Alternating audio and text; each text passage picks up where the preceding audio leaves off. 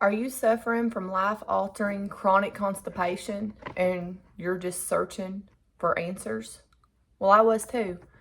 For years and years, I had constipation that was just so bad and it just kept getting worse. And I kept looking online and searching for answers, just hoping I'd finally find the right answer. I tried the fiber deal. I tried the hydration. I tried the exercise and movement, and all that's great. Yeah, you need all that, definitely. But still, none of that worked for me. And I tried, anyway, I was laxative dependent. Finally, it just got to that point. First off, it just started slow motility. Some days I would go, some days I wouldn't.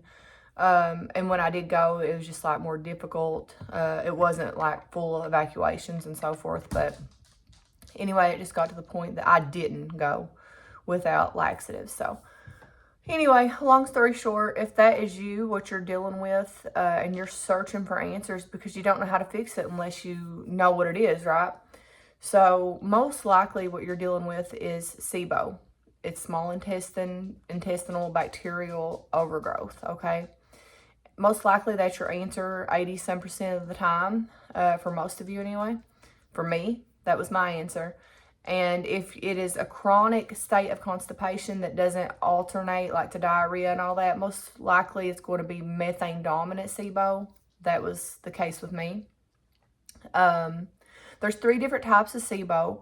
You can do your own research on Google to find that out. There's 3 different types and compare symptoms and see what you think, if you think you're dealing with that or not. Okay, in order to get tested to find out for sure, that costs money. I went to a gastro and I thought they could do it there and insurance would cover it and stuff. It did not, or at least not for me in my part of the world where I'm at. It was like to order it offline and do that myself, which you could do that yourself, without a doctor. So if that's the option you want to take to like verify it, then you can do that. I didn't feel like I needed verification. But like I was 99.9% sure, based on symptoms alone. When you read about it, I think you'll see what I mean. There's pretty much no mistake in it. However, my family wanted that verification. And the 1% of me that wasn't sure, because, when you ain't seen it on paper, you kind of want to see it, right? So I went ahead and ordered a food marble. And I love that food marble for many reasons. It does verify to me that I was right. I do have SIBO methane. But it also allows me to track my successes and my records, record keeping with my regimens, my antimicrobial methods that I'm doing to get rid of SIBO and all that stuff to help me see if I'm on the right track. Yeah, that's my cat, Indigo. So anyway... Okay, so now that you have probably verified that it is SIBO that you're dealing with, and you guys, listen, that's huge, okay? To just be able to label your problem that's causing your constipation is huge because now you know how to address it. Okay, for those of you that is the case, that it is SIBO. So I guess what you need to do next is realize what causes SIBO, because you got to cover those root causes, right? You got to have all that, excuse me.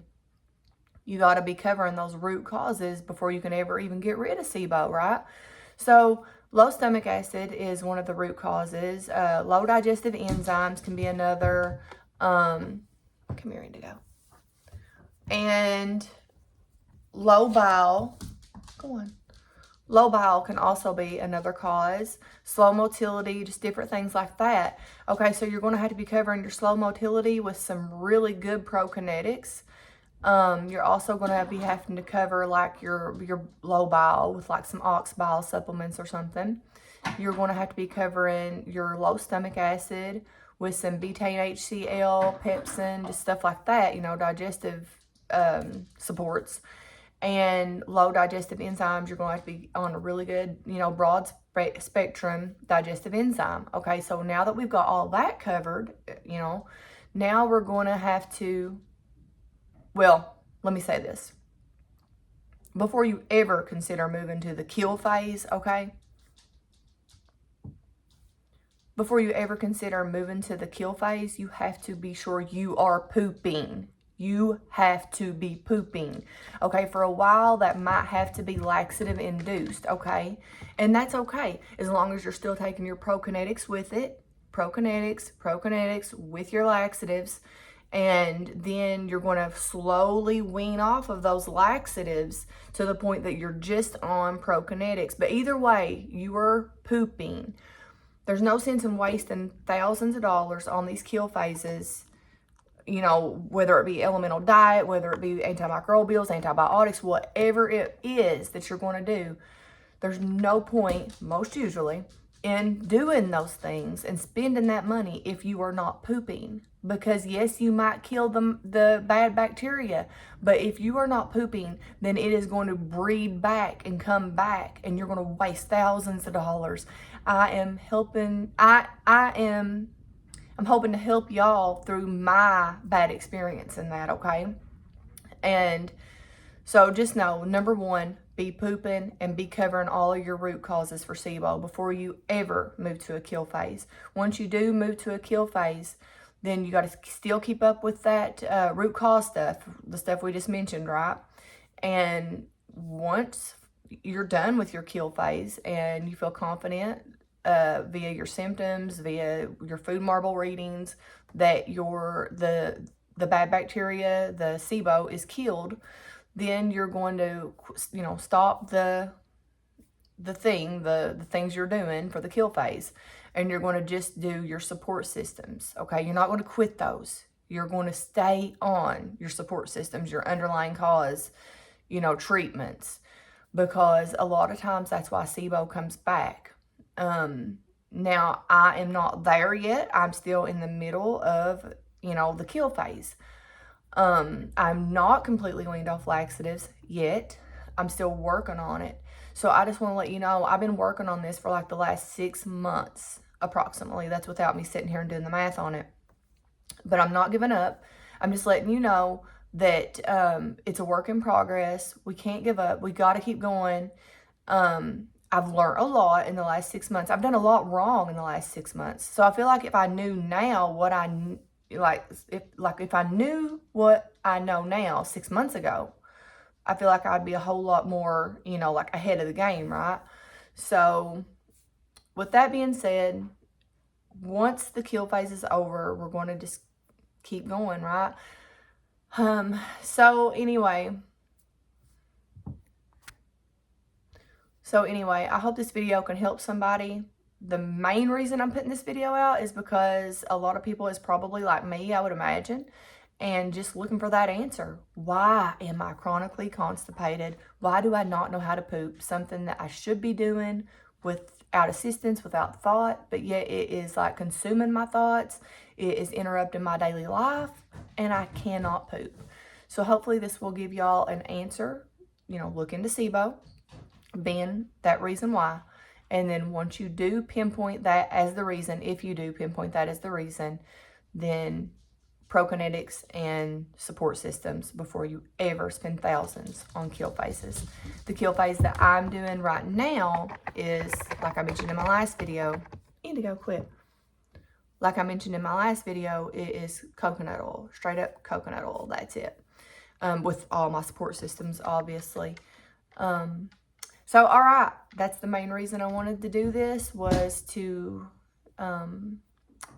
yeah, that's the main reason that I wanted to do this video. So, I hope this helps someone.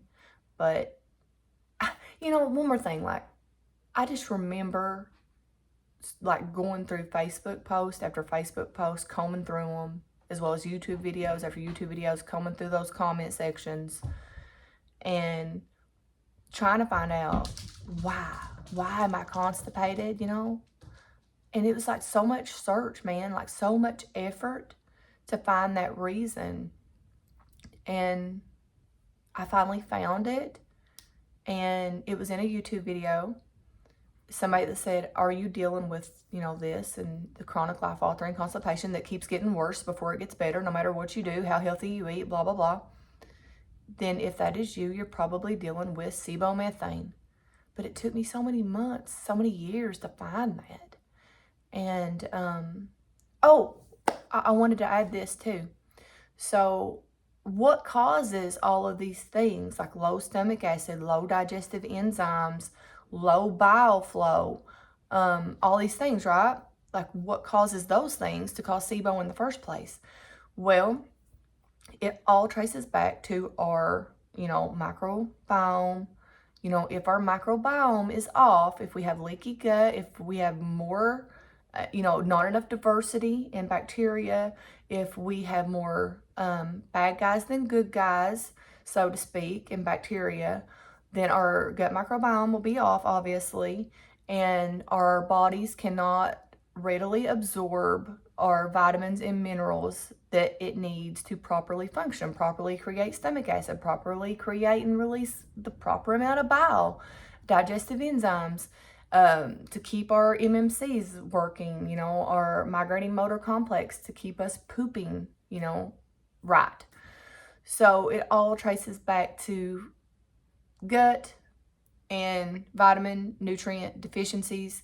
A lot of times we're not getting the proper, like I said, vitamins, minerals, nutrients, as well as protein, fats, carbs, all these things, macros, in their proper amounts. And what causes those things, I guess, you would want to know, would be like toxins that we're inhaling through air quality, through chemicals we've been exposed to, through the food system, these processed foods, maybe a job that we've had working with chemicals, vaccines, like medications that we're putting into our bodies. All these things can damage our gut microbiome, which in turn will keep our body from readily absorbing what it needs from our diets. And if our diet's lacking, not nutritious in the first place, anyway, you get it. So it just kind of sets your body up for disaster. So anyway, I hope this video has been a little bit informative to even one person. It would be worth it to me for even that one person to get some benefit from this. Hopefully it's a lot more, but all right. See you next time.